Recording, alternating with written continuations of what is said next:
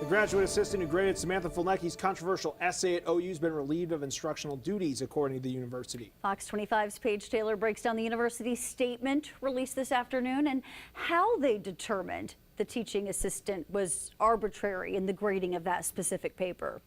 You may recall the psychology paper written by OU student Samantha Fulnecky that made headlines both here at home and nationally. She was given a 0 on this paper, then claimed this was because she mentioned God in the paper about gender roles in society. She filed a religious discrimination claim and went through the grade appeals process. The grade appeal was previously decided in Fulnecky's favor and will not count towards her final grade in the class. The university had placed the graduate teaching assistant who graded the paper on administrative leave, prompting a protest from students on campus. I read the essay personally, and it was not a very good essay, and there's no thesis, there's no citation, so I think having to press her on leave is a bit too far. The university said its investigation is complete for the claim of discrimination, but the university does not release the findings of these investigations. According to OU, at the same time as the university's investigation, the provost and academic dean reviewed the case and determined the GA was arbitrary in the grading of this specific paper. The university announced on Monday the graduate teaching assistant will no longer have instructional duties at the university, which is what Fulnecky told reporters earlier this month she thought should happen. I think if you can't do your job correctly in any setting, you get fired. So I think that's, ultimately what should happen. But I have nothing personally against the TA. I'm just trying to stand up for what's right.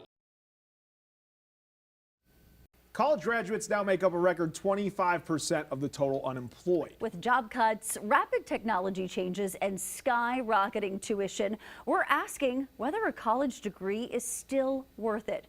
For the first time, a majority of American voters polled say no. We posed the question to State Superintendent Lyndall Fields, who's working to pull up Oklahoma's public education from 50th in the nation. Is college still worth it for our kids? Yes. 100%. Yes, I think it's still worth it. If we're going to attract businesses here, we need more college graduates, more career tech. We need all of the above. And there are still going to be jobs that require human oversight.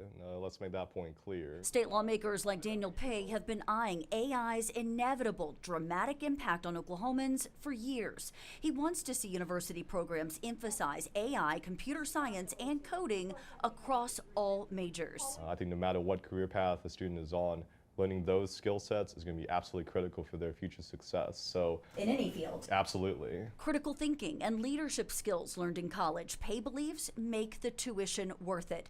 But that price tag is exploding. College Board data shows nationally the average inflation-adjusted cost of public four-year college tuition for in-state students has doubled since 1995, and it's up 75% at private colleges. Research.com looked at 17 institutions of higher learning in Oklahoma, finding the median cost of studying in the Sooner State is just over $18,000 a year, while the median alumni salary for Oklahoma graduates sits at just under $45,000.